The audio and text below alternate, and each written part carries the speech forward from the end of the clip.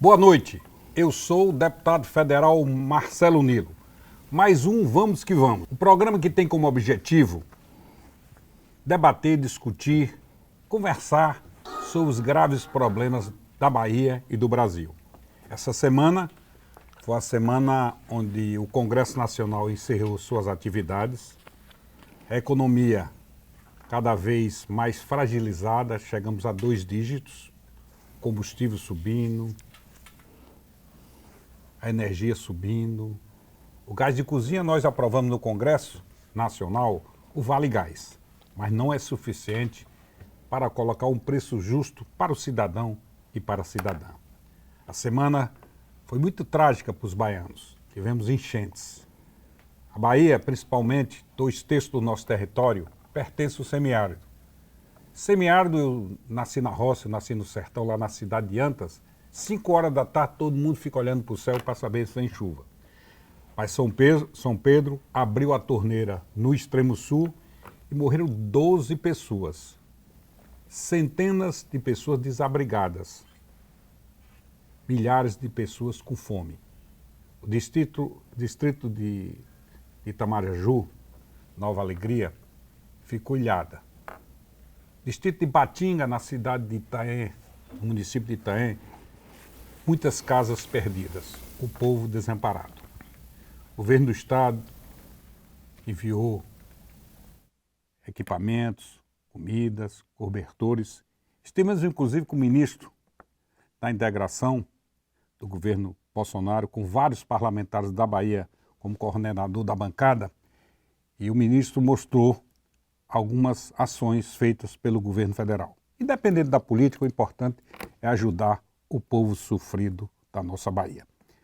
Hoje nós teremos um convidado especial. Nosso programa é toda segunda-feira, mas por ser um convidado especial, que veio de São Paulo, que nasceu aqui em Tucano, nasceu na roça, nasceu no sertão, no distrito de Cranganhém. Acertei? Sim. Cranganhém, o nosso cientista baiano, dos mais respeitados no Brasil, Gustavo Cabral. Ele vai conversar sobre a Covid, sobre a dengue, sobre a chikungunya, enfim, principalmente sobre a Covid, que já matou 617 mil brasileiros e brasileiras. Foram 2 anos de muito sofrimento. Nós fizemos uma live com o Dr. Gustavo Cabral. Naquela oportunidade, nós aprendemos os graves problemas da Covid-19. Vamos que vamos é o nosso programa.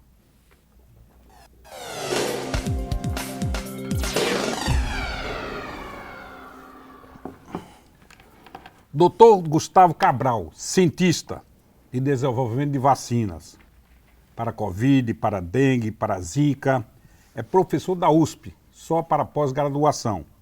É de Tucano, baiano, e nós ficamos muito felizes quando constantemente vemos no Jornal Nacional, no Fantástico, conversando sobre os graves problemas que todos nós passamos fruto da Covid-19. Boa noite, doutor Gustavo Cabral. Uma honra muito grande tê-lo aqui no Vamos que Vamos. É um prazer enorme, acho que é a segunda vez que a gente, terceira vez, parece que a gente já está conversando, e é muito bom ter essa conexão, porque nós somos não apenas baianos, somos sertanejos, né? Então é um diálogo entre sertanejos que tem a noção do que é sair lá do sertão para tentar conquistar o mundo, para tentar vencer na vida, né? Então é um papo muito bom. Obrigado pelo convite. Doutor Gustavo, todos que sentam aqui, a primeira pergunta que eu faço, independente se é político, se é médico, se é dentista, se é cientista, você é contra ou a favor do carnaval em fevereiro? Sim ou não? Sim, não, agora não tem como. Agora é praticamente impossível ter carnaval. Não. Fevereiro, não. Esquece, esse ano não tem como, não. Então, doutor Gustavo, aliás, é unanimidade. Todos que sentam aqui, advogados, faço logo essa pergunta. Não. São 2 milhões de pessoas nas ruas, se beijando, se abraçando, inclusive se beijam os desconhecidos que conhecem naquele momento. Então, o Carnaval da Bahia em fevereiro, podemos discutir lá para junho, para setembro, a princípio também não, mas vamos discutir. Doutor Gustavo, Fala um pouquinho logo no início a sua trajetória. Eu me lembro que você trabalhou em açougue, vendeu galinha, vendeu porco na feira, trabalhou na roça e hoje é um dos cientistas renomados do Brasil. Fala um pouquinho do seu início, que todo início você pega qualquer cidadão que cresceu na vida, ou no mundo de futebol, no mundo empresarial, ou no mundo científico, enfim, todos começam lá de baixo. Como é que começou a sua vida? Como você falou, eu vim lá do Crenguém, né? Nasci em Crenguém, lá no município o distrito de Tucano, né? Povoado de Tucano. E eu sempre fui ali trabalhando assim, na roça, vendendo manga, vendendo fruta lá na feira, geladinho. Era um excelente vendedor de geladinho, viu? Eu tava até meus 12, 13, 14 anos, eu ia lá, trabalhava na feira de Tucano, de Jorro. Depois eu me mudei para Euclides da Cunha. Em Euclides da Cunha, que foi... Eu sempre brinco que eu sou meio tucanense, tucacumbense, porque eu adoro Euclides da Cunha. Você estudou em Senhor do Bonfim também, né? Eu morei 4 anos lá. Lá, né? Depois eu fui para Euclides da Cunha, trabalhei no açougue público, fiquei lá 4 anos. Daí foi quando eu falei, agora eu vou estudar. Aí eu já tinha 18, 19 anos, falei, vou estudar, já um pouco mais velho, não tinha terminado meu ensino médio ainda. E aí juntei um pouquinho de dinheiro, vendi minhas bancas de carne lá em Euclides da Cunha, vendi uma moto que eu tinha, e aquele dinheirinho eu juntei para estudar. E ali foi onde começou, fui para estudar Ciências Biológicas em Euclides da Cunha, em Senhor do Bonfim. Eu adoro o Senhor do Bonfim, lá na UNEB. Depois vim para a UFBA, fiz imunologia, já fiz o mestrado aqui. Depois já fui para a USP, fazer meu PhD lá em imunologia também. Aí da USP já fui para Oxford, Inglaterra, para fazer um pós-doc. Acabei fazendo 3. De Oxford fui para a Suíça, estava trabalhando lá no INSEE Hospital, no Hospital Universitário de Berna, na Suíça, que é uma das maiores referências na Suíça, em atendimento e em pesquisa também. Aí daí eu resolvi voltar, falei, preciso voltar para o Brasil, porque, ok, a gente se forma, a gente tem, quer dizer, para formar uma pessoa que nem eu é muito caro, é muito investimento. E aí depois que eu já sou PhD, eu vou para a Europa e tudo que eu aprendi eu entrego a eles. Eu falei, não, tem que voltar para o Brasil, tem que retornar, porque não faz sentido. A gente gasta para formar alguém e entrega... os melhores entrega para o exterior. Eu falei, não, tem que retornar. E aí eu quebrei meu contrato lá no INSEE Hospital. O pessoal queria me matar, eu falei, você tá maluco, morando em frente aos Alpes Suíços. Aí se apaixonou por Jaqueline e veio para o Brasil. Lascou. Jaqueline é a esposa dele que está aqui presente, que manda aqui um abraço. Jaqueline é biomédica, ela é coordenadora do laboratório do Hospital das Clínicas. Você me disse na live, na ausência dela, provavelmente ela estava assistindo, que estava apaixonada e um dos motivos que veio para o Brasil. Também, ela foi me buscar. Pois é. Foi me buscar, ela caiu no golpe fácil, hein, Jaqueline? Facinho. A gente cai nesses golpes fácil, né? Com coração mole. A gente tem o coração mole para cair nesses golpes assim. Apaixonada. Mas você está quantos anos no Brasil já? Não, eu cheguei exatamente agora no começo da pandemia. Mas eu me lembro, vou fazer uma pergunta difícil de resposta. Eu me lembro na nossa live, você dizia o seguinte: acho difícil ter a vacina agora, que geralmente é 4 anos, em média, a descoberta e os testes de uma vacina. Mas os investimentos feitos pelos países ricos, Inglaterra, Reino Unido, Espanha, Estados Unidos, eu acho que esses recursos foram suficientes, que, salvo engano, com um ano, descobriram a vacina e tem sido um sucesso. E sabe o que é interessante? A minha previsão era que fosse entre 1 ano e meio e 2, contando, porque assim, tem um desenvolvimento que a gente faz, é interessante para o pessoal, olha, tem um desenvolvimento que a gente faz in vitro, que é fora de qualquer corpo, animal vivo, ou animal ou seres humanos. Isso aí leva alguns meses. Aí depois a gente vai para teste com animais, vai para teste com seres humanos, que aí tem a fase 1, fase 2, fase 3 para ver a segurança, e aí fazer os testes. De acordo com a OMS, com a Organização Mundial de Saúde, a gente precisava de uma vacina que gerasse uma proteção imunológica de pelo menos 1 ano. Então, o que acontece? Como tinha, eu imaginei, olha, um investimento alto, a gente vai precisar pelo menos de 6 meses para fazer todos esses testes, e mais 1 ano para a gente ter o que a OMS quer. Houve antecipação, na realidade. Isso, exatamente. Só que aí o que aconteceu? Aí já admitiu, com a pressão internacional, falou, olha, ao invés de 1 ano, a gente garante 6 meses. Então aí nós fechamos no ano. Mas tem um ponto muito interessante a chamar a atenção. Aí eu falando com o pessoal, olha só, imagine você, quando a gente faz pesquisa, vamos imaginar você construindo sua casa. Se você ganha 10 mil reais por mês e você quer construir uma casa de 1 milhão, imagine o tempo que você vai demorar. Agora, se você já tem 1 milhão para construir, vai ser muito mais rápido. Agora imagine se você tem 1 bilhão. Que é o que nós temos. Vai contratar os melhores engenheiros, as empresas. Outra coisa também que favoreceu muito, infelizmente, favoreceu para adiantar a vacina, mas infelizmente por causa da situação. Quando a gente chega naquela última fase, é a fase mais demorada, porque a gente precisa de vacinar as pessoas e esperar naturalmente que elas sejam infectadas, e isso às vezes demora 1 ano, 2 anos, para saber se a vacina realmente funciona. Agora a gente vacinou as pessoas, rapidinho já conseguiu os dados. 10, qual é a nota que você dá à vacina? 10.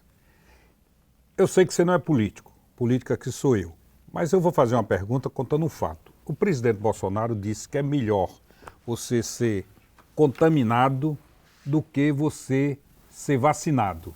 Isso nós vimos, eu pensei inclusive que era fake, mas eu fui ver a voz. Ele disse, olha, esse negócio de vacina é um absurdo. O importante é o seguinte, se você está contaminado, é mais importante do que você está vacinado.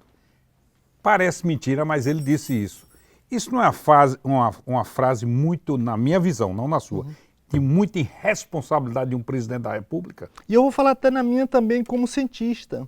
Porque quando ele fala uma coisa dessa, ele vai levar para as pessoas entenderem que, olha, então, se eu me infectar, eu vou me, tipo assim, a maioria das pessoas não morrem, então eu vou me proteger. Isso, em outras palavras, é o que eles discutiram, a imunidade de rebanho, deputado. Esse é o grande problema. Quando a gente fala de uma doença que vai falar, ok, tem 2, 3% de morte, isso é muita coisa, muita gente pode achar que não é, mas é banalizar a vida. Imagine se acontece isso às pessoas. Eu lembrei ele falando, e 75% vai se infectar naturalmente e tal. Já passou para imaginar 150 milhões infectados com esse vírus, a 2%? Está morrendo 2%, né? 2, 3%. Como é que chama? Você que é de rebanho, como é? É imunidade de rebanho. Imunidade de rebanho. Isso daí geraria 4,5 milhões de mortes. O pessoal tem noção do que é? Quando eles falam essas coisas, para nós cientistas, o estômago começa a arder. Porque a gente fala, agora que a gente vai ter que lidar... Porque, poxa, eu coordeno equipes de trabalho. Falou, os hospitais vão encher tudo novamente, porque a primeira coisa que imagina é, os hospitais vão encher novamente, os hospitais vai gerar aquele pânico, e aí a gente vai ter que lidar com tudo isso. Porque no final das contas vai cair para cima da gente. Você não é político, você é cientista, então eu faço essa pergunta com muita vontade. Não, pode perguntar, fica à O vontade. presidente da República, que em tese é um homem inteligente, ninguém consegue ser presidente da República de um país como o Brasil sendo burro. Ele, em tese, é um homem inteligente. Ele começou contra a vacina, começou negando, negacionismo total. Mas chegou um ponto que aqueles assessores deles, alguns começaram a recuar. Mas ele não recuou, pelo contrário, ele disse, olha, eu não sou coveiro para estar preocupado com a morte de ninguém. E não houve uma negligência, isso é uma pergunta inclusive de Jorge Cunha da cidade de Itaberaba. Houve negligência do governo federal no início da pandemia? Se nós tivéssemos comprado a vacina em agosto, nós começaríamos a vacinar novembro. Nós só começamos, salvo engano, em fim de janeiro, não é isso? Salvo engano. Foi, mas mesmo assim começamos devagarzinho, porque a gente ficou dependendo só da Coronavac, por 3 meses. Então nós começamos bem lento. Não apenas houve negligência, aí eu já acho que já não é só negligência. Negligência, você está sendo muito bondoso, aí eu acho que é um pouco de maldade. Por quê? Quando a gente tem nunca na história houve uma pandemia em que nós tínhamos todos os continentes afetados ao mesmo tempo. Todos os continentes. A gente está falando olha, um continente europeu, depois o americano, todos ao mesmo tempo. Quando uma situação dessa, a gente já orienta logo, olha, prepara-se um comitê de combate à crise. É a primeira coisa, Marcelo, que se tipo assim, ok, o senhor não é cientista, o senhor é político, o senhor é administrador. O que é que você vai fazer? Vai falar, olha, vai chegar para mim, tem uma certa aproximação, Gustavo, olha, não é minha área, mas a gente tem que resolver essa situação. Se vira e resolve. A primeira coisa que eu vou chegar para o senhor e falar, deputado, nós precisamos formar um comitê de combate à crise. E com isso a gente vai precisar de imunologistas, que é meu caso, infectologistas, a gente vai precisar de uma multiplicidade de profissionais da área de ciência médica, só que muito além do que isso, deputado, a gente precisa, e para todos, a gente precisava de pessoas que conectem com a sociedade, então vão todas as áreas trabalhar junto. Isso forma-se um comitê de combate à crise, que, por exemplo, deveria gerar um programa nacional de orientação social, semanalmente ou diariamente, conversando com as pessoas. Olha, o problema é esse. Nós precisamos dessa participação social, nós precisamos nos organizar para poder combater esse problema. Isso é técnico. A gente precisa de um comitê que tenha os múltiplos profissionais, desde o desenvolvimento científico, desde a análise dos dados, para tomar uma decisão e para conectar com a sociedade. Aí, o político teria a tranquilidade de chegar e falar, olha pessoal, nós estamos tomando essa decisão depois de uma eu estou conversando com vocês depois de uma decisão de um comitê de combate à crise.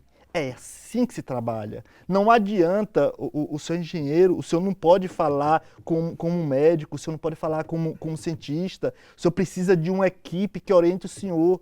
Então, se for necessário mudar, o senhor vai mudar, mas não vai mudar porque o senhor é burro ou não, é inteligente ou não. O senhor vai mudar porque tem orientação, tem a cabeça aberta para falar, olha pessoal, mas errou. Eu falei, errei tentando acertar, porque o objetivo é levar o melhor para as pessoas. Simples assim.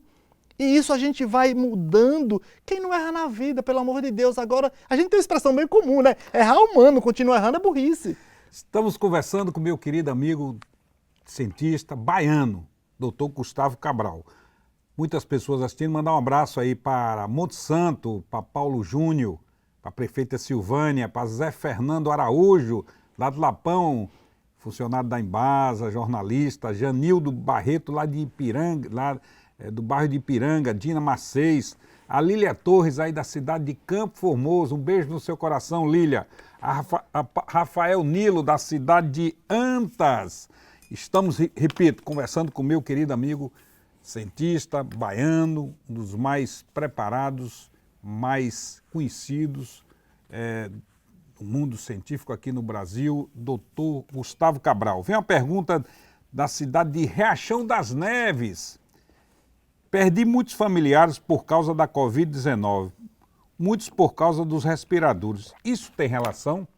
Tem. Faltou respirador? Faltou, mas aí tem... Só posso fazer um comentário, porque assim, você falou de Monte Santo, falou de Campo Formoso, falou de Antas, eu conheço todas essas cidades. Só que Monte Santo tem uma questão a mais, porque eu trabalhei em Monte Santo. Quando eu estava em Euclides da Cunha, Nós temos uma das melhores prefeitas do Brasil. Você sabe que eu trabalhei em Monte Santo? Silvânia Matos. Eu sei. Quando eu morava em Euclides da Cunha, eu tinha uma banca de carne em Euclides e tem uma banca de carne em Monte Santo. Então, para mim, é uma relação muito próxima, assim. E Campo Formoso, que é próximo de Seu do Bonfim. Eu tinha muitos amigos de Campo Formoso que estudaram lá também. Você estudou na faculdade lá na UNEB, de Bonfim. Fica ali na Praça Nova, não é isso? Vizinho à Praça Nova. Aí mudaram, agora fizeram o próprio campus. Mas aí, enfim, sim... o que é que acontece? Porque muitas vezes... Os hospitais ficaram superlotados. Superlotados. Teve uma época aqui que era 92% superlotação. E quando passa de 80% de lotação, quando o pessoal fala, olha, chegou a 80%, vai afetar alguma coisa. E aí, por que vai acontecer? Muitas outras doenças vão ser reprisadas. Essa é a questão. Se a gente chega a superlotação apenas com uma doença, a gente vai reprisar doenças que no futuro próximo a gente vai precisar ter uma atenção especial. Essa é a grande questão. Quando a gente fala, olha, a Covid matou 617 mil pessoas, está matando por tabela muito mais. Entende? Está matando por tabela muito mais. Porque a gente está reprisando várias outras doenças. Doenças que falam, olha, mas nós não estamos atendendo as doenças... Estamos atendendo as doenças em estado grave, as doenças em estado moderado a gente está adiando. Só que o que é estado moderado hoje vai se tornar grave depois. Então, por isso que a gente tem que ter essa organização. Quando a gente fala de saúde pública, a gente precisa ter um mínimo um pouquinho mais de inteligência. Quando a gente fala, por exemplo, olha, não faltou respirador. Sabe por que faltou respirador? Como o senhor falou. Porque encheu os hospitais. Faltou um programa federal de orientação para falar com as pessoas. Pessoal, olha, nesse momento a gente precisa ter um cuidado a mais. Caso contrário, vocês vão sofrer, porque vocês vão chegar nos hospitais e nenhum lugar do mundo está preparado assim de imediato para dar uma atenção a chegar esses milhões de pessoas. Então a gente vai precisar dessa participação social. Mas isso se faz através de uma parte do comitê de combate à crise que conecta com a sociedade. Porque quando a gente tem essa organização política, a gente consegue. A gente consegue, não tem outra coisa. Quando a gente chega para falar com as pessoas, olha pessoal, a gente precisa da sua ajuda nesse momento e nós damos prazo. Uma coisa é importante a gente entender, não adianta a gente falar, olha, vamos ficar para sempre. Olha, daqui a 14 dias nós vamos ter um resultado e nós vamos apresentar para vocês. E o Comitê de Combate à Crise tem que fazer isso. É sempre 14 em 14 dias. Você organiza, fala, 14 dias nós conseguimos isso, isso e isso. E vamos melhorar isso, isso e isso. Então, consequentemente, acaba, infelizmente, perdendo vidas. E isso é revoltante, Marcelo. O irmão da secretária do deputado Marcelinho Veiga teve Covid, ficou quase bom, acho que 2 meses, 3 meses depois, faleceu de um problema. Dizem que foi a própria Covid, né? Que ela fica armazenada, sabe o que é o problema? não sei como. São os danos pós-Covid. Essa é uma grande questão. As pessoas estão discutindo, isso afetou por causa de vacina e tal. Não. Sabe o que afeta? A Covid tem um pequeno problema, pessoal. Sabe o nosso maior problema quanto a esse vírus? Um vírus, ele fora da célula, ele é um lixo biológico. Tá? Ele é um lixo biológico, ele não vai servir para nada. Qual é a necessidade do vírus em si? Ele tem que entrar dentro da célula. Para entrar dentro de uma célula, ele precisa de uma porta de entrada. Esse vírus, ele tem porta de entrada em vários órgãos de nosso corpo e ainda tem um grande problema. Ele tem porta de entrada, por exemplo, nas células epiteliais dos nossos vasos. Então, por exemplo, pode acontecer trombose, pode acontecer AVC, por causa do vírus. Porque o vírus entra em nossas células, as nossas células do vaso, pode gerar uma inflamação naquele local e pode gerar AVC. Então, esse é o grande problema. Os danos pós-Covid é uma coisa que nós ainda vamos... Duas coisas que nós vamos trabalhar depois, durante e depois da pandemia. Danos pós-Covid e as doenças represadas. Porque nós estamos dando atenção forte à Covid, estamos represando quantidade de doenças. Por isso que a gente luta tanto, a gente sai da nossa zona de conforto. Porque para mim, Marcelo, entre aspas, eu poderia falar, olha, eu sou um cara, graças a Deus, bem-sucedido, consegui muita coisa, muito mais do que o que eu imaginava em minha vida, né? Sair lá do sertão, vendendo geladinho, trabalhando em feira pública, e me tornei um cara bem e tal. Poderia ficar na minha zona de conforto. O problema, Marcelo, é que não dá para a gente ver tanta gente morrendo e se conformar. Não dá. Como é que a gente olha para assim, a quantidade de pessoas que morrem diariamente? Nós chegamos a 3, 4 mil pessoas morrendo diariamente por causa de uma doença infecciosa e aceitar o conforto não dá. E aí onde é essa questão? Não tem como fugir da política. Não tem. Nós, cientistas, padecemos disso. Se nós tivermos o suporte, a gente responde rapidamente. O melhor exemplo foi a vacina. Desenvolvemos a vacina em menos de 1 ano. Ele tem um conhecimento vasto, então, em vez de quando, sou obrigado a interromper, senão ele vai e as perguntas aqui não são feitas no ar. Eu tenho minhas reações políticas ao governador de São Paulo, João Dória. Eu tenho minhas reações, certo? Mas eu não posso deixar de reconhecer que nós devemos, pelo menos o início da vacina a ele. Se não fosse o João Dória, o Bolsonaro não teria comprado a vacina. Porque eu me lembro que João Dória disse, eu começo no dia 19 de janeiro. Bolsonaro quis começar no dia 18. E aí o João Dória, como ele tinha o Instituto lá de São Paulo, Butantan, fica em São Paulo, ele, salvo engano, tem uma aproximação com o governo do Estado, ele começou a vacinar. Repito, tenho minhas reações políticas, tenho minhas reações à gestão dele, mas não posso deixar de reconhecer que nós devemos a ele forçar o governo federal a comprar as vacinas. Porque o presidente Bolsonaro, ele é altamente contrário à vacina e ele tem uma qualidade, ele não esconde. Eu sou contra a vacina, acho que é mais importante a pessoa ser contaminada. A pergunta que eu vou fazer é o seguinte: agora a Pfizer e a Anvisa liberaram a vacinação para crianças a partir de 5 anos de idade. 5 a 11 anos, isso. Você é favorável à liberação a partir de 5 anos? Deixa eu falar uma coisa bem objetiva. Olha só, tem um ponto que, claro, eu também tenho várias restrições ao governo do João Dória. Eu tenho amizade com o próprio secretário da Saúde e tal, a gente sempre conversa, e eles são sempre técnicos. O secretário de Saúde vem conversar comigo de forma muito técnica, a gente não tem essa de opina isso. O objetivo é claro, a gente precisa levar a vacina para a sociedade. Bem claro, bem objetivo. Isso sempre foi assim. E claro, ter o Instituto Butantan ao lado favorece muito. Claro, aí o pessoal sempre brincava comigo: doutor, você confia na vacina do Dória? Eu falei: o Dória que tem que confiar na gente, que somos cientistas. Nós na verdade, que desenvolvemos a vacina e falou: olha, aqui tem a vacina que é eficaz e segura. Quem tem que confiar é ele e nós. A gente não tem que confiar nele. Ele que tem que confiar em nós, cientistas. Pronto, ele foi lá, entre aspas, junto com o Butantan, conseguiu, fez a conexão, para a sociedade. Em relação a essa parte para crianças, nós não temos que achar ou deixar de achar. A questão é, nós estamos vivendo uma pandemia, tá? Tem uma vacina que foi testada em milhares de pessoas, que foi apresentada para a FDA, que é como se fosse a Anvisa brasileira, tá? Isso no final de outubro foi licenciada lá nos Estados Unidos. Menos de um mês depois já tinham sido aplicadas em 5 milhões de crianças de 5 a 11 anos. Pouco mais de um mês, 5 milhões de crianças aplicadas. E está andando, está muito mais.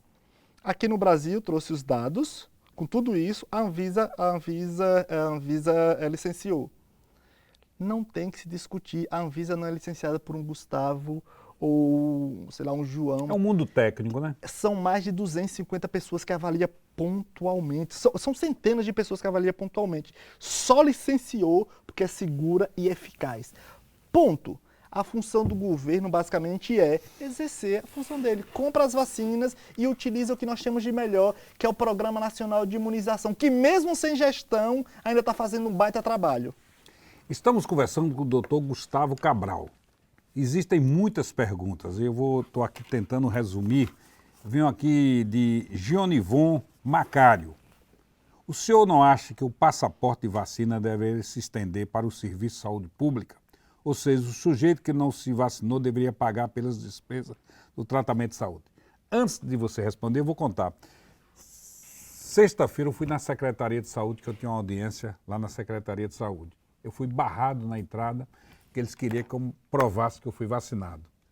Eu fiquei barrado lá uns 15 minutos, tentando entrar no Conexul, né? Isso. Parece que estava com problema e não consegui entrar. Eu me lembrei que todas as 3 vacinas eu tirei a foto. Aí eu disse: olha, você quer a prova, está aqui no meu Instagram. Primeira vacina, segunda vacina e terceira vacina. Ela me liberou. Mesmo assim, teve que consultar o chefe teve que consultar o chefe, porque tem de provar. Como o Conexul estava parado, estava com um pane, eu disse: olha, a prova está aqui no meu Instagram, que eu tomei as 3 vacinas. Eu sou favorável, acho que o governador Rui Costa fez correto. Baixar um decreto que só entra nos órgãos públicos com o passaporte da vacina. Você é favorável ao passaporte da vacina? Essa vem praticamente uma pergunta de Gionivon Macário. Então, Gionivon, é bem simples isso. Nós temos direito, não temos? Ok. Mas o direito individual não pode sobrepor ao direito social. O direito, sabe? A gente não pode imaginar que, olha, se eu tenho o direito de decidir minha vida, tá? Mas você vai ao supermercado? Você vai ao parque? Você manda o filho para a escola? Se sim, você pode estar expondo outras pessoas. Então, você tem que assumir a responsabilidade que você é um ser social. Dessa forma, você tem que seguir regras.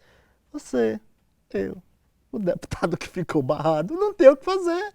Entende? Porque a gente está vivendo uma pandemia, não adianta a gente pensar. A gente precisa somar todas as armas possíveis. A melhor arma para controlar qualquer doença infecto-contagiosa é a vacina, mas não é a única. numa pandemia, principalmente, não é a única. Você ainda está favorável ao uso da máscara? Diga-se passagem, nós estamos sem máscara aqui, nós estamos 1,5 metro de distância. A máscara ainda é necessária ou já está liberado? Vacinados, pessoal, e testados, tá? Já tomei 3, você tomou quanto? 2? 2, aí eu vou já tomei 3. A terceira eu tomo sou um pouquinho mais velho, mas já disse, eu sou poucos idoso, anos. Eu sou um idoso turbinado, entendeu? Então tá você é favorável. Tem uma pergunta aqui, vem de Satro Dias, de Piduca Santos. A terceira dose é necessário mesmo? E nós vamos já tomar vacina todo ano? Olha só, a gente não pode garantir hoje que a terceira dose é necessária.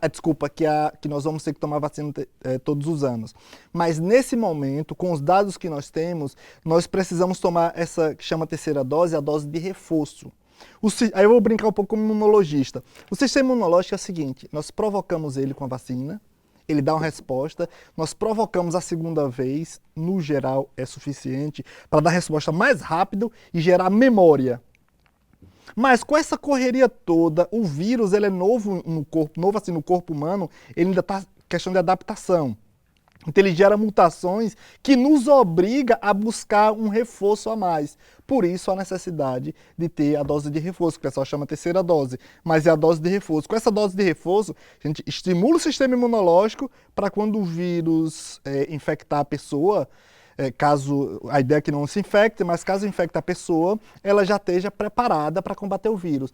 Essa é a questão, bem objetivo, gerar a memória do sistema imunológico para quando tiver contato com o vírus. Na realidade que a gente chama é uma doença nova, né? É uma doença nova. À medida que vai passando, vocês cientistas vão estudando. É só o que a gente faz da vida. Porque está perguntando, vai ser necessário todo ano? Ninguém sabe ainda, Não sabe ainda. E olha, eu converso com meus amigos da Inglaterra. Já aprendendo com cientistas. Pois é, eu converso com meus amigos da Inglaterra, Estados Unidos, da Alemanha, vários lugares do mundo, a gente está conectado, a gente tem os grupos que ficam conectados. O que é que está acontecendo? Opa, isolou o vírus aí na Alemanha? Você pode compartilhar? Ainda não. Fala compartilhe em off, pelo menos algumas informações que a gente precisa saber, mesmo não oficialmente. Então é assim que a gente vive. Como tem muitas perguntas, vou fazendo aqui rápido. Vem da cidade de Camamu, de Jonas Pereira. Tive 3 vezes Covid-19 e a última eu quase morri. Tem explicação? Certeza que foram 3 vezes Covid-19. Às vezes, pessoal, tomam cuidado também se não é alguma outra síndrome gripal, tá? A gente precisa entender que muitas vezes a gente só faz o diagnóstico específico quando a gente precisa ter o diagnóstico específico. Não quer dizer que uma síndrome gripal é a Covid.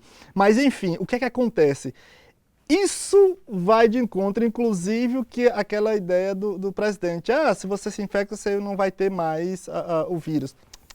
Sabe qual a diferença que a gente faz da infecção normal para a vacina? Quando a gente monta a vacina, pessoal, a gente bota pedaços do vírus que é do nosso interesse, mas outros componentes que dá um boom no sistema imunológico para preparar a gente por muito mais tempo, muito melhor para combater o vírus.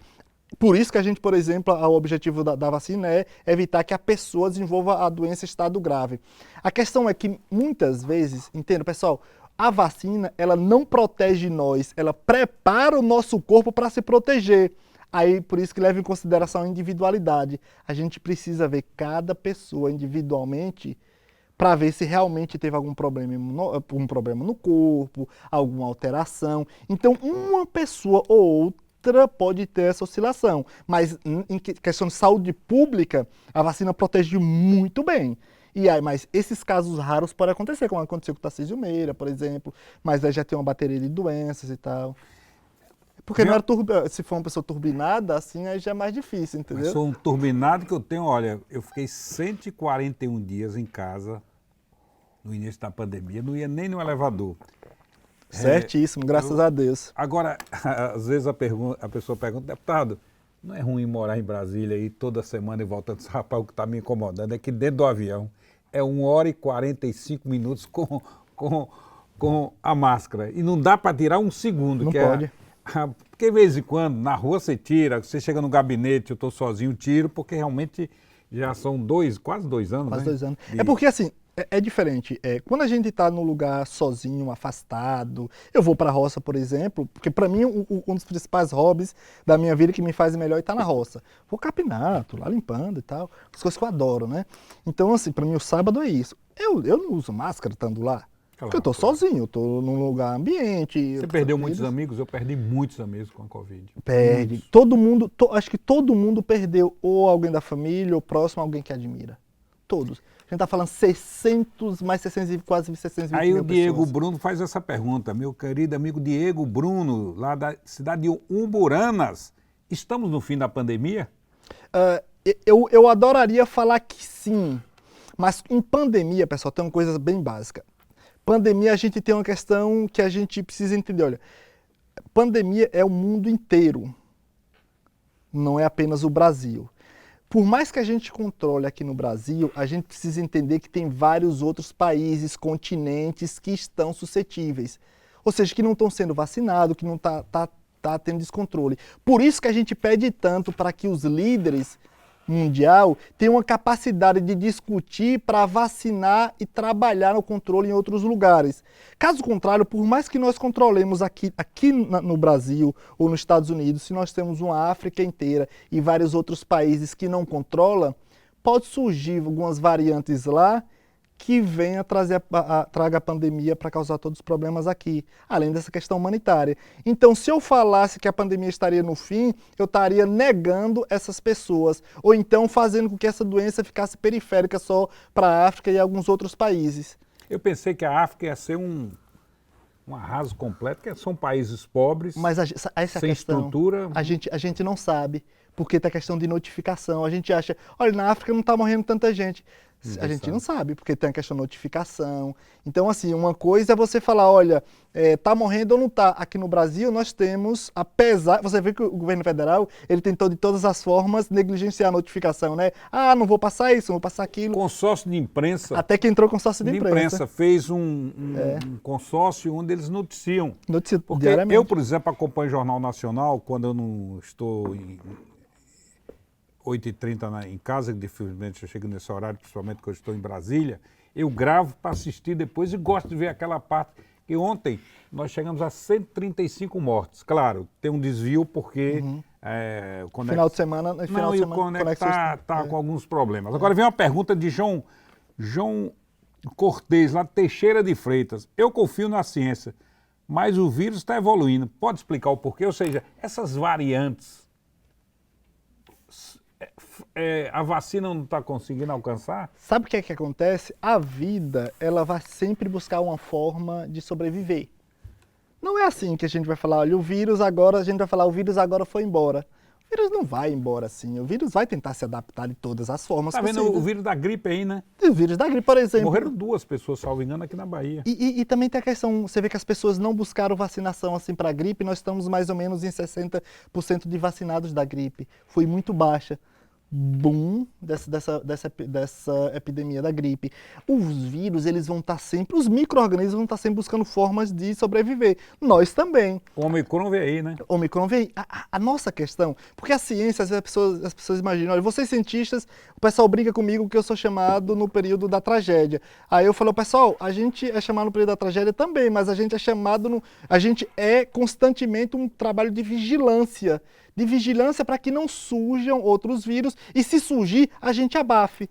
Por exemplo, o ebola. Já passou para imaginar se a gente não tivesse abafado o ebola naquela região? A humanidade teria sido dizimada. Aí vem uma pergunta de que mais ou menos nisso aí. De André Moura, quais foram as principais pandemias antes da Covid-19? Olha só, tem várias pandemias historicamente, desde a gripe espanhola. Que foi onde matou mais gente, né? Foi onde matou mais gente, há aproximadamente 100 anos. E aí a gente tem uma multiplicidade, historicamente a gente sempre tem pandemia, tá? Porque espanhola, a gente tivemos essa última... Aí teve também a questão da gripe e tal, do H1N1, 2009, sempre tem essas. Uma delas que a gente quase morre, assim, eu em particular, foi logo quando eu fui para Oxford, Inglaterra, que me assustou, foi a possibilidade do ebola sair daquela região da África. Ali foi onde abafou, ali meu coração, porque se tivesse saído, a humanidade teria sido dizimada. Só que quando eu falo dizimada, é de 100 morrer 50. Você pegou Covid? Não. Também não. Eu me isolei mesmo, total. Eu fiquei Até minha noiva ficou separada, meus pais, todo mundo. Eu fiquei, porque a gente, no caso, eu acabo me expondo mais, não é? Porque a gente trabalha no laboratório e acabei me isolando de tudo. Mas aí teve a questão também do cuidado psicológico também, que foi um dos maiores problemas que eu tive que lidar, porque a gente lida com equipes, eu tenho que manter a equipe sempre em ativa, tentar mantendo bem, só que às vezes eu esqueço do Gustavo, e aí eu tive que lidar um pouco com isso, mas nunca peguei Covid, nunca testei positivo, e eu também faço teste semanalmente, pessoal. Quando eu falo aqui, eu tô com o pessoal, tô com Marcelo Nilo, eu faço teste, eu faço a vacina, tudo certinho, eu organizo tudo certinho, para não expor outras pessoas. Mas não peguei. Agora, eu tenho um cuidado fora do comum, principalmente com essa questão de vigilância, meu amigo. Quando a gente fala sobre surgimento de pandemia e tal, de novos vírus, ou os próprios vírus que estão aí se espalharem, eu venho a público muito falar com as pessoas, porque a gente tem que ter esse cuidado enorme. A gente tem que ter um trabalho científico corrente, sem parar. O que você me explica, por exemplo, o deputado Arthur Maia foi com vários deputados para Portugal. Chegou no aeroporto, tem que fazer o teste. Pegou o teste, fez o teste e estava com Covid. Aí ele ficou em Portugal durante 14 dias no hotel. E a esposa dele, que o certo era ter vindo embora ou ficar em outro apartamento. Ele me disse que ela ficou com ele, dormindo com ele com Covid e ela não pegou. Sabe por quê? Porque nós temos uma coisa maravilhosa chamada sistema imunológico. Uns pegam... A grande maioria que tem contato com o vírus, o sistema imunológico dá cabo do vírus. Graças a Deus, nós temos uma coisa chamada sistema imunológico. Muitas vezes você tem contato com o vírus e ele dá cabo do vírus que você não sabe. O vírus entra, nós temos chamado, pessoal, sistema imunológico inato, que nós já nascemos. E o sistema imunológico se adapta. Muitas vezes o vírus não passa nem pelo sistema imunológico inato, que nós já nascemos. O problema, pessoal, é que nós estamos vendo uma pandemia, o mundo inteiro está espalhando para todo mundo. Mesmo aqueles poucos, tá? Você vai falar, olha, 80% vai ter contato com o vírus? Vai ter nada. O problema é que esses 15, 20, aí vem diminuindo ali 5, 3 que leva à morte. É gente demais. Mas isso acontece porque nós temos, graças a Deus, uma coisa chamada sistema imunológico. Por isso que nós desenvolvemos as vacinas, que é para chegar lá, provocar o sistema imunológico, dar uma vacinadazinha, fala, se prepara para combater essa doença. Duas perguntas que eu vou fazer em uma só. Uma vem de André Torres, da cidade de Vitória da Conquista, Terra do Frio. Perdemos muita gente com a Covid-19, mas continuam morrendo. É possível ter uma nova rodada de isolamento? E também vem de José Carlos, lá de Crisópolis. O que o carnaval poderia provocar no avanço da Covid? Essa praticamente já foi respondida. Então vamos para André Torres. Lá de Vitória da Conquista, a terra da minha irmãzinha, Patrícia Abreu. Adoro. Você conhece Patrícia Abreu, aquela jornalista? Sim, é minha irmã, adoro ela. Sua irmã? Né? A irmã minha amiga, sim, minha amiga. Ela é uma excelente jornalista. Excelente jornalista, uma pessoa maravilhosa. Ela deve estar reclamando que eu não avisei a ela que eu estava aqui hoje. Mas pode ter certeza que ela está que vamos. Não, eu adoro ela, uma amiga, irmã. Enfim, de lá também. Duas questões. Uma, essa questão de se podemos ter restrições, vai depender muito da soma de armas que nós vamos utilizar. Nós estamos abaixo de 200 mortes por dia. Espero que continuemos baixando, porque 200 mortes provocadas por uma doença infecciosa. Já chegamos a 3 mil, né? Chegamos a um ponto, chegamos a 4. Então, assim, foi muita coisa. Então, 2, 3, 4 mil, aí é fora da realidade. Mas ainda é muita coisa. O objetivo é baixar. Se a gente sempre fica naquele limbo, naquele medo. E se surgir uma variante que consiga escapar da vacina? Aí por isso que a gente vive, eu sempre brinco com Jaqueline, eu vivo numa azia constante. Porque eu fico com medo, mas a verdade é essa, eu fico com medo de surgir uma nova variante que arrebente com nossa vacina. Mas tem um grande vírus que é tão letal quanto, que é o vírus do negacionismo e é o vírus dos grupos, inclusive profissionais da saúde, que tentam espalhar fake news, que a vacina não funciona, a vacina causa isso, causa aquilo, e isso acaba arrebentando com a gente. Então, somando o vírus com esse tipo de gente que quer ver o caos, liderado pelo presidente da República, a gente pode sim. Por isso que a gente pede tantas pessoas, pelo amor de Deus, sigam as orientações científicas, pessoal. A gente não estou pedindo né, por causa do Gustavo ou de qualquer coisa, não. É para a gente tentar salvar vidas, pelo amor de Deus. Ninguém aguenta mais essa pandemia. Mas a gente só vai conseguir controlar ela se vocês participarem. A gente vai fazer vacina, vamos tentar desenvolver medicamento, vamos alterar as vacinas, mas se a gente ficar, se a gente não tiver responsabilidade, como é que a gente vai garantir daqui um ano, daqui 2 anos? A gente precisa de todo mundo. Não tem como. Estamos conversando com o Dr. Gustavo Cabral, cientista dos mais respeitados do Brasil. Eu sempre disse que a política é fundamental em tudo. Na minha visão, a Bahia, em relação a outros estados, foi um sucesso. Por quê? Porque o governador Rui Costa e o prefeito Assemi Neto e hoje o prefeito Bruno Reis esqueceram a política e se uniram. Se uniram mesmo no combate à Covid. Então, diria a você, em alto e bom som, você só deve ser político se você gostar de gente. E você tem que ter noção que tudo é através da política. Eu digo aqui, se Bolsonaro tivesse seguido a ciência, tivesse seguido a Organização Mundial de Saúde, nós não teríamos 600 mortes. Na minha visão, seria menos de 300 mil.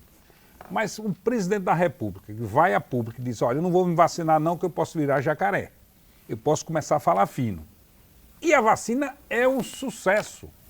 Se não fosse a vacina, o mundo ia acabar. Porque ia chegar a um ponto que é uma progressão geométrica. Ia chegar a um ponto que todo mundo ia ser contaminado, morria 6 milhões hoje, amanhã morria mais 6 milhões e ia terminar acabando o mundo. Porque e aí eu sempre disse, nós devemos o planeta Terra existir por muitos e muitos anos, milhões de anos, nesse momento, aos cientistas. Eu, por exemplo, não acreditava em menos de 3 anos a vacina. Mas, felizmente, com um ano, fruto dos investimentos, eles, você sabe que com dinheiro tudo facilita, não se resolve, mas facilita, e vocês conseguiram trazer a vacina para salvar o planeta. Porque eu lhe digo de coração, durante a pandemia, doutor Gustavo, eu já estava me acostumando a perder amigos. Isso é trágico. É trágico. Olha, morreu fulano de tal, aí morreu o irmão, olha, morreu aquele rapaz da Assembleia, morreu aquele rapaz da Embasa, olha, aquele amigo seu da escola. Eu já estava, infelizmente, me acostumando. Porque quando morre um próximo cidadão que você conhece, você sente. Mas a morte estava tão rápida, entendeu? Morreram quantos na Bahia? Quase 30 mil pessoas. É óbvio que todos tiveram um amigo, um parente. Então, felizmente, eu quero aqui de público parabenizar, aliás, sempre eu disse, agradecer os médicos, os enfermeiros, os auxiliares de enfermagem, os assistentes sociais, a todos aqueles. Eu, por exemplo, estou fazendo uma campanha no Congresso Nacional para aprovar o piso do salário dos enfermeiros. Tem uma discussão política muito importante no Congresso. Claro que as prefeituras terão dificuldades, nós temos que colocar os recursos federais lá. Isso aqui tem de vir do governo federal, que tem um bolo maior, mas é importante você ter um piso para o professor, como tem que ter um piso para todos aqueles que trabalharam durante a Covid-19, que, aliás, estão trabalhando. Melhorou, mas ainda não vencemos. Vem uma pergunta, doutor Gustavo, veio de Barreiras, Verônica Calmon. Eu tomei um chá e limão e não peguei Covid. Tem relação? tem a mesma relação dos experimentos que foram feitos com cloroquina. Quando foi feito aquele, olha, a cloroquina funciona para 80%, 85%. O chá de limão talvez funcionasse para 86%. O que é que acontece, pessoal? Como eu falei, a grande maioria não vai ter nada. O próprio sistema imunológico vai dar cabo do vírus. O problema são esses 10, 15%, 5% ali que já chega em estado grave e morte. Mas a grande maioria, o sistema, aí não é o limão, é o sistema imunológico. Claro, continue tomando sua água com limão, seu suco, tranquilo, tudo natural, orgânico, tá sucesso. Aí eu posso brincar um pouco na parte da ciência e da política. Não temos como viver fora da política, graças a Deus. Se a gente fugir da política, nós estamos lascados, vira uma anarquia. E com suporte, aí eu já brinco agradecendo um pouco a Deus, assim, tipo, graças a Deus que eu sou, assim, eu converso com várias pessoas do mundo, a nossa cabeça é para isso. Se é para resolver uma questão, a gente resolve. Se colocar em nossa mesa para resolver, a gente resolve, pronto. Olha, mas é difícil, é complexo. Pessoal, eu sou cientista. Quando eu às vezes converso com, às vezes, médicos, amigos, olha, isso daí não vai dar para resolver. Eu falei, não dá? Então, filho, a gente está fora da ciência, porque a gente tem que resolver e ponto. Aí eu falo, por isso que graças a Deus, eu falo, agradeço a Deus que falou, olha, não tem limite para resolver problema, a gente tem que resolver. Mas a gente não adianta a gente fugir, pessoal. A partir do momento que você diz que é contra a política, você está dando suporte para a política que não vale nada. Então, assim, a gente tem que conectar de todas as formas, sociedade, política, para que a gente tenha um suporte para fazer ciência e trabalhar com saúde pública, que a gente precisa trabalhar com saúde pública nesse país com mais responsabilidade. Tem 4 perguntas aqui. Manda ver. Uma de Camaçari. Eu gostaria que o senhor fosse breve, senão não vai dar tempo de responder, que o tempo já... Infelizmente, o tempo passou rápido. Vem de Camaçari. A religião de Marcos Rodrigues, da cidade de Camaçari. A religião atrapalha a ciência? Não. Pelo contrário, as pessoas que utilizam mal da religião que atrapalham a ciência. A religião dá suporte para a pessoa viver bem. E quando se vive bem, se dá suporte para a ciência e dá suporte para a sociedade. Essa é muito boa. Rafaela de Medeiros, da cidade de Juazeiro. Meus pais não querem tomar vacina. Quais são os riscos? Eles têm mais de 60 anos. Vou responder para ele. Obrigue, porque eu perdi um amigo, Chico de Paula, lá da cidade de Antas, que não queria se vacinar. Eu só soube depois. Infelizmente, pegou a Covid e morreu. Ele tinha, salvo engano, 75 anos. Quem vai responder essa pergunta, tecnicamente, é doutor Gustavo, mas eu acho que você tem de obrigar. Meus pais, você tem de tomar. Porque senão, eu já conheço muitos casos que os filhos deixaram os pais sem serem vacinados, morreram. Então, por favor, minha querida Rafaela, da cidade de Juazeiro, obrigue seus pais a tomarem vacina. Doutor Gustavo, estou errado? O deputado Turbinado eu gosto dessa coisa, Turbinado. Turbinado. Já respondeu. Não tem outra coisa, pessoal. Você vai estar deixando mandar os seus pais para um tiroteio, mandando os seus pais para um tiroteio, porque é o que nós estamos vivendo, e sem nenhum tipo de proteção. Sem arma, sem proteção. Sem proteção nenhuma. Você não vai botar um colete salva-vida, colete salva-vida não. Como é aquele tipo de colete? É que eu sou horrível para essas coisas de arma. Eu gosto mais de livro mesmo. Como é? Colete mesmo? É colete. É colete mesmo. Colete à prova. Olha, vem uma pergunta aqui de Rodrigo Caldas, da cidade de Margosa, que eu acho que não creio que é para o doutor Gustavo responder. Aí tem de ser o governador, o secretário, aqueles que organizaram. Sou bancário e não tivemos prioridade na vacina. Trabalhamos todos os dias. Qual foi o critério para as prioridades? Aí dependeu de cada prefeitura, exatamente, de cada estado. Porque o Supremo decidiu que as prefeituras e os governos estaduais é que deveriam fazer o critério para... Mas a gente pode falar um pouco cientificamente, tá? Os critérios, pessoal, sempre vão ter alguns. Aquelas pessoas que estão mais suscetíveis, as pessoas mais velhas, as pessoas que vão estar na linha de frente no combate à pandemia, por exemplo, o pessoal da saúde, as pessoas, os ribeirinhos ou indígenas, por exemplo, que têm um sistema imunológico um pouco, falar as indígenas, fora dessas doenças do branco. Então tem aqueles grupos prioritários que a gente orienta. Aí depois a gente vai estendendo, os bancários, por exemplo, policiais, tem que ser prioridade, aí vem professores para a gente não deixar tanto tempo escola parada. Então isso é natural que isso aconteça. Aí até que chega a você, mas sempre tem esses grupos que a gente vai orientar. E outra pergunta de Silas, o governo devia proibir essas festas no interior? Deveria. Com certeza. Deveria. Com certeza. Nós estamos numa pandemia, não é isso, doutor Gustavo? Olha, pessoal, a prioridade é bem simples. Sua prioridade é a educação ou a festa? Se nós quisermos ter as escolas, a gente tem que ter algumas restrições. Porque se no ambiente escolar, numa região, ou seja, praticamente todas, a gente trabalhar com festa e tiver algum descontrole da doença naquele local, vai sobrar para onde? Vai sobrar para a escola. Porque a gente não vai mandar nossas crianças num ambiente que está totalmente descontrolado. Então a gente precisa ter prioridade. Agora, por exemplo, é a escola, a gente manter um comércio, a gente manter coisas que que as coisas girem a favor da organização social. Então essa é a nossa prioridade. Eu queria, Marcelo, estar em festa também. Às vezes eu falo com o pessoal, você acha que eu estou dando esse conselho? Você acha que eu não queria estar sexta-feira tomando uma cerveja com minha noiva que você estava falando que era bonita, que é danada? Isso eu sou um rapaz de sorte mesmo. Novinha, viu? Novinha, tá vendo aí? Me deu o golpe logo cedo. Olha, quase que eu dou um fora. Se Sheila não me avisa que era esposa, eu ia perguntar se era filha. Mas minha assessoria eficiente avisou, como ele está satisfeito. Ela também ficou satisfeita. Eu acho que eu conquistei o voto dela, porque se fosse o contrário, não perguntaria, entendeu? Não. E a gente nem tenta muito, nós não temos muita diferença de idade, assim. Então, uma história bem bacana, assim, de conexão. A gente o importante. E essa é uma questão, pessoal. A gente precisa manter um ambiente um pouco mais leve, mas com responsabilidade, pessoal. Não tem como fugir disso. Anderson Campos diz o seguinte: sou claramente eleitor de Bolsonaro, mas não concordo com a atitude do presidente em não se vacinar.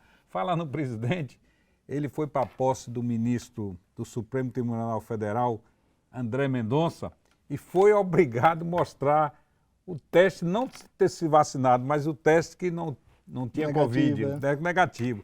Eu acho que a lei é para todos. Também acho. Olha, no Congresso Nacional só entra você mostrando o teste.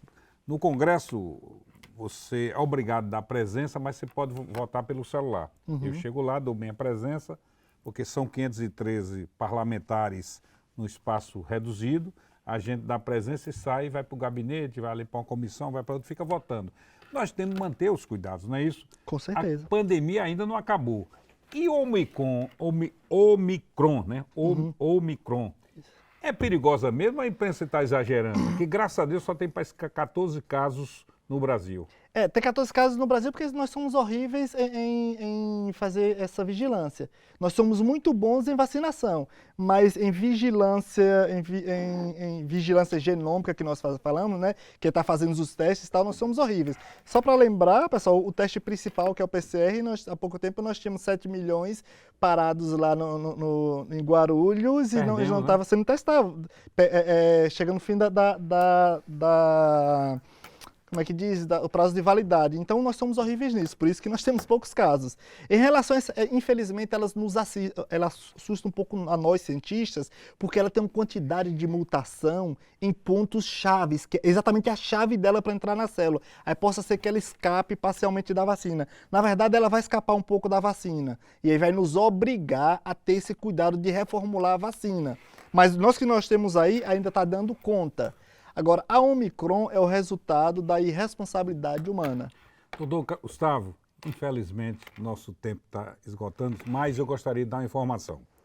O deputado Marcelinho Veiga acaba de me informar que vai apresentar um projeto de resolução concedendo a medalha 2 de julho a doutor Gustavo Cabral, que é a comenda mais importante da Assembleia Legislativa. Então, eu gostaria que você mandasse seu currículo, né, que pelas normas regimentais da Assembleia Legislativa é aprovado no plenário.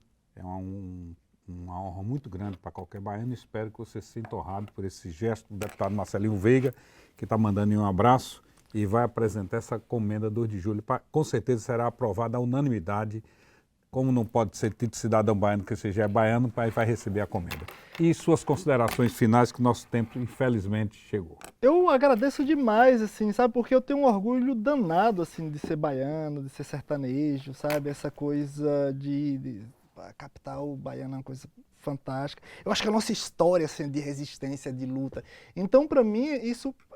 assim, as palavras não vão ser suficientes para agradecer, tá? Então, assim, mas saiba que eu fico muito feliz, não tenho dúvida disso. Acho pelo orgulho, por essa nossa vontade de levar esse nome nosso, assim, nordestinos, de baiano, do meu jeito de falar, o meu sotaque, mas, assim, sempre mantendo a responsabilidade, a garra, tentar fazer o melhor. Então, para mim, é uma satisfação enorme, tá?